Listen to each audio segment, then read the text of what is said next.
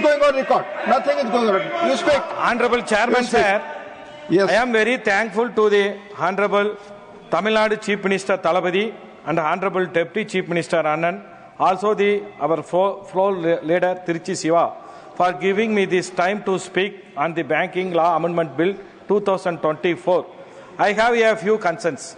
Sir, I am coming to the nomination system, especially the amendment to Section 45(a), when a large number of banks currently do not have a single nominee, as per the RBI report on customer service published in 2023 records. Expecting to have up to 4 nominees, the sound saying, if you do not have bread, eat cake. The concept of appointment of nominee by the account holder under Banking Regulation Act is to have smooth distribution of asset among the legal heirs after the death of the account holder. The nominee acts as a power of attorney holder. Only difference between power agent and nominee is authority given under power of attorney ceases when principal dies, whereas the role of nominee will come into play after principal dies. Nominee is not a legal heir. If more than one nominee is appointment, and if there is no conscious decision taken among nominees, the deposit amounts cannot be withdrawn smoothly for disbursement to legal heirs. This raises significant concerns and highlights the need for careful consideration and clarification on the nominee system.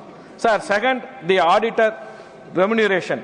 I would like to address the amendment of Section 17 regarding the auditor remuneration. The additional powers given to bank may lead to recruiting his known auditor and with higher remuneration, only to manipulate the audit report that may lead to hide corrupt practices. Therefore, it is best to fixed by RBI in consultation with the union government, which is already existing practice. Sir, second, the PAN card mandates. In the village primary cooperative bank mandates the rural people to have PAN card even for their minimal deposit. It is complicated for the village people to maintain the deposit account. This affect the saving habits of our rural people. I urge the government to relax the norms for the deposit account, especially for low value transaction in primary cooperative banks and in the nationalist bank as well. The exemption from the minimum balance penalty. The bank account holder face issue with automatic deduction as penalty when their balance falls below the minimum requirement. This affects low-income individuals and daily wages earners who struggle to maintain their accounts. I urge the Honorable Finance Minister to address this concern as well. The inclusion of cooperative bank in central government schemes, sir. It is very important. Our rural cooperative banks have made significant achievement in digitalization. However, the central government has not considered the cooperative banks to deliver the central government schemes. So, considering its potential, I urge the government to include the cooperative banks in central government scheme. Then only the benefits of central government scheme can be availed by cooperative bank account holder. For example, sir, the portal such as Vidya Lakshmi Education Loan, Pradhan Mantri Awas Yojana, housing loan, etc. Sir. In addition, kindly consider the cooperative banks to include in single nodal SNA and account and central government schemes account, sir. Sir, this is very important. The exemption of TDS from the cooperative central bank, sir. In rural areas, the primary agriculture cooperative credit society act as a key source of credit for farmers, supporting them in financing agriculture activities and allied activities through district central cooperative bank. It is also function for the disbursement of the state government relief fund, including subsidies, drought relief, and disaster compensation and another forms of financial assistance through cooperative central bank. These societies have been affected by under section 194N while they transacted the farmer funds. Hence, it is essential to consider the exemption of tax deduction at source on this account to ensure the smooth and efficient delivery of financial aid to beneficiaries, Madam. Tax exemption for NABARD. So, I honorable request the Honorable Finance Minister, the NABARD is a backbone. The NABARD is a backbone of our rural economy. It is play the vital role in agricultural credit, the rural infrastructure development and promoting sustainable income across the nation. It is the true mother bird of our rural sector, the development and supporting the very foundation of our national wealth. However, the financial framework under the NABARD operates severely restricts its ability and fulfill its mandate.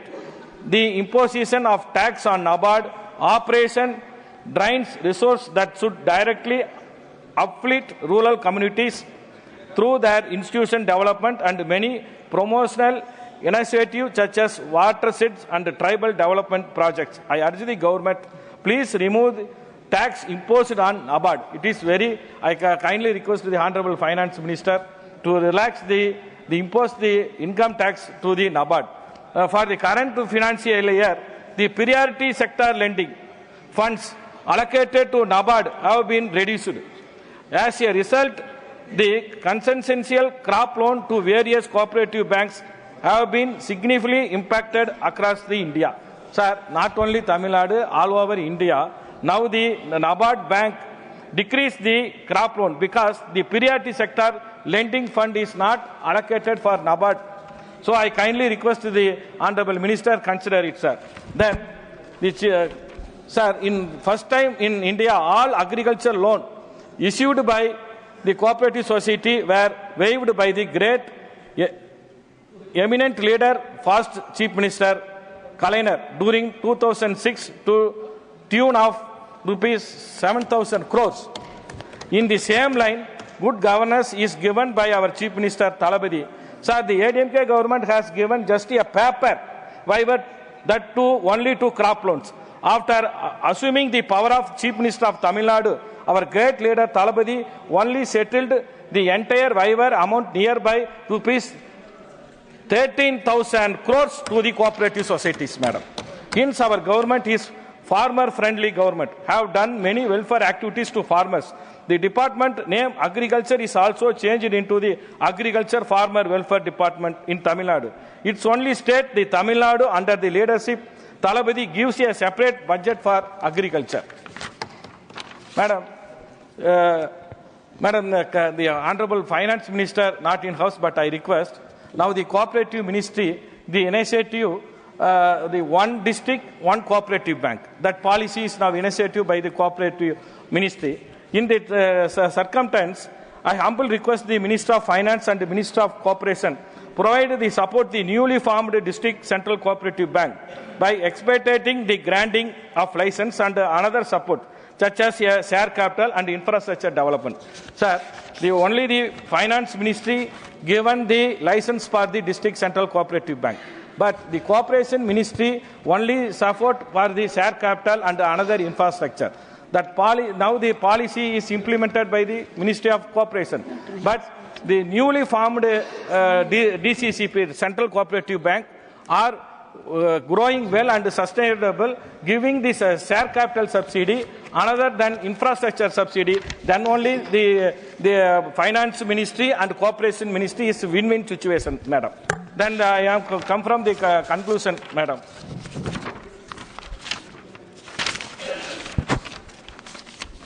I urge the Honorable Finance Minister to review the Banking Law Amendment Bill 2024 and by addressing this concern and implementing the necessary changes. Thank you, madam. धन्यवाद माननीय सदस्य।